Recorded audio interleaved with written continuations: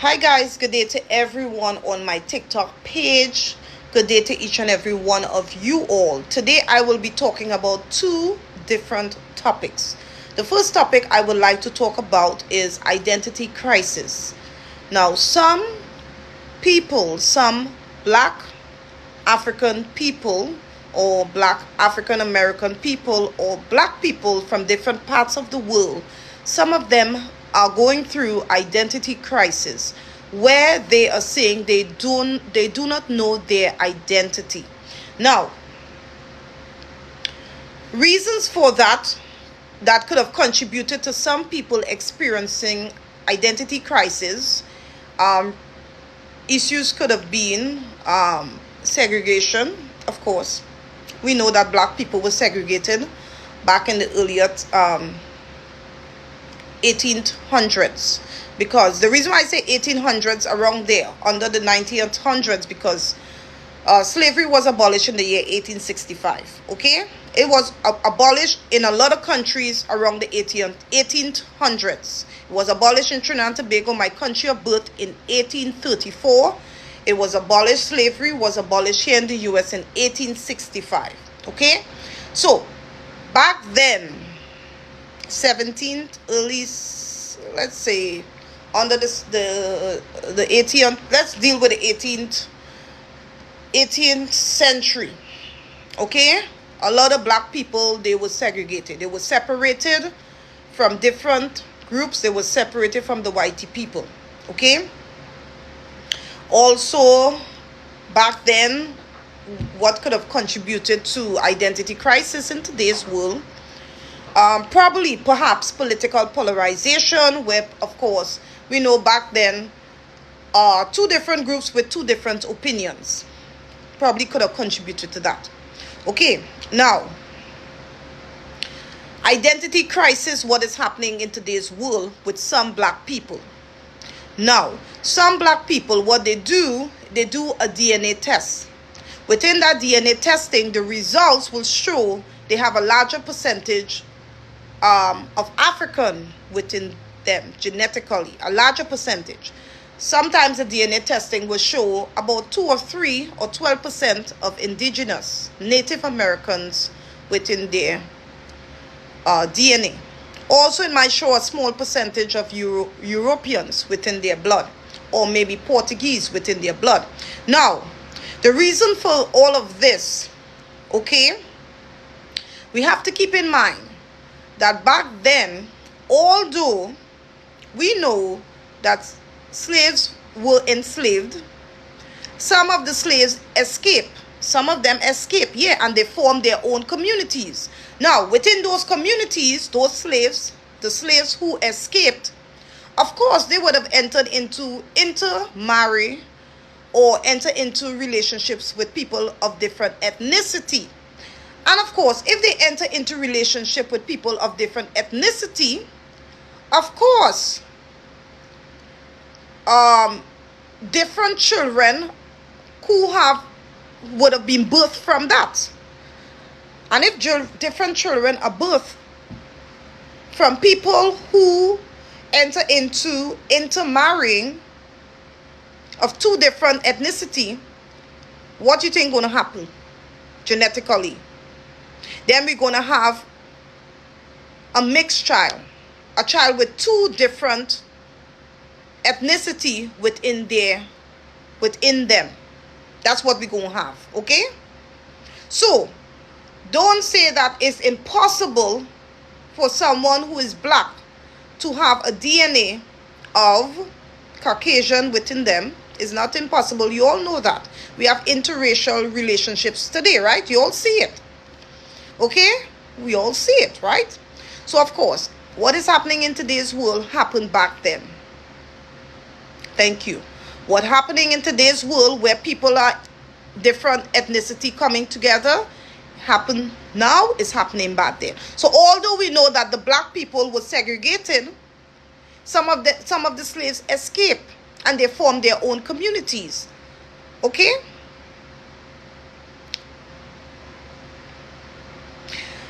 Also, some, I say some, minority, some African American people are saying that the history that is being taught to us is not credible.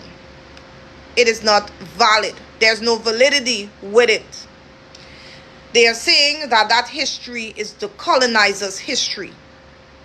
Now, I am here this morning to let you all know that there is credibility with that history. There is validity with that history. Because the history states that my ancestors came from Africa. The history states that I'm a descendant from my ancestors from Africa. If I look at different black people from all over the world, I will realize that we all have one thing in common: the color of our skin. Okay? So there is credibility with our history. Okay? So, what you want to do, you want to live in a world today and say, okay, I'm going to reject the history. I'm not going to believe that history. There's no credibility with that history. Then you're going to do a DNA testing and you're going to say, okay, I'm going to reject that DNA testing. I don't believe the results from that DNA testing. Then you're going to be living in a world where you're confused, where you don't believe nothing. Okay? So what I'm saying is, open your mind and do your research. If you want to do a DNA testing, go ahead and do a DNA testing. At the end of the day, within the DNA testing, if you are black, you're going to have a larger percentage of African within your blood, whether you like it or you don't like it. In that DNA testing, if you are black, you're going to have a larger percentage of African within your blood. And then you will have maybe a smaller percentage of indigenous within your blood. Maybe you may have a smaller percentage, who knows, of Caucasian in your blood. Because you do not know your bloodline genetically. You probably may know of your mother, your grandmother, or your great-grandmother. But what about your ancestors before then? What about your ancestors in the 1700s? Do you know about them? You don't know that maybe your ancestors back then was in a relationship with somebody who's Caucasian. You don't know. So genetically, if you do a DNA testing, you are going to see DNA within your blood. And don't say, okay, I don't believe that. It happens, guys. It happens. Okay? So I don't want black people to feel that they are confused. They don't know where they come from. Don't feel like that. If you feel like that, just go do your research. Do your research and learn about your history. Learn about your history. If you still feel confused, go do a DNA testing. But I guarantee you, if you do your DNA testing, it doesn't matter. You're going to get a larger percentage of African within your blood. I guarantee you that. Okay? Another topic I would like to talk about is right now, within my country of birth, there is going to be implemented the LGBTQI syllabus within the schools. Now, a lot of people are against the LGBTQI syllabus being implemented in the schools in my country of birth. Now, my take in regards to that, I think that our children should be educated about the world that they live in. Because your children and my children, they are going to school. And within those schools, there are children who are a part of the LGBTQI community. There are children who are within that community. And your children and my children are socializing with them. And therefore, we cannot, let me don't say cannot, because when I use words like that, then some people would say, well, you are being very cohesive. So I don't want to talk like that. So let me rephrase what I'm saying. We should not have stigma against people from the LGBTQI community. We should not. You see how I rephrased that? I did not say cannot. I say we should not. Okay? Now, I understand that the world we live in today, people have shunned away. Okay? The world we live in today to the world we live, to the world back then in the old time days, it was more a fundamentalist, whereas people uphold the biblical word. They believed in the Bible. Okay? They believed in the biblical way. I understand that back then, okay, the schools were taught. They were allowed, where preachers came into the schools, people from different religion will come into the school and try to educate your children about the biblical way. And they have removed that from the schools. Yeah? And of course, a lot of people uphold their beliefs in whatever religion they are in. Okay? So the world has removed themselves from that fundamentalist path, and the world has become more secularized. Whereas we were once in a world where a lot of people, majority of the people, were religious. But now we are in a secularized world, whereas people who were once religious are now non-religious. And I understand that a lot of people who are religious are against the LGBTQ community. They have their own take as it comes to that. Some people believe that people who are within the LGBTQ community, they believe that these people are experiencing some form of mental illness or mental disorder. Okay? Now, around in the 90th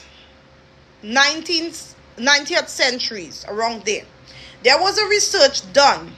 Okay, there was a research done. The National Health Institute.gov.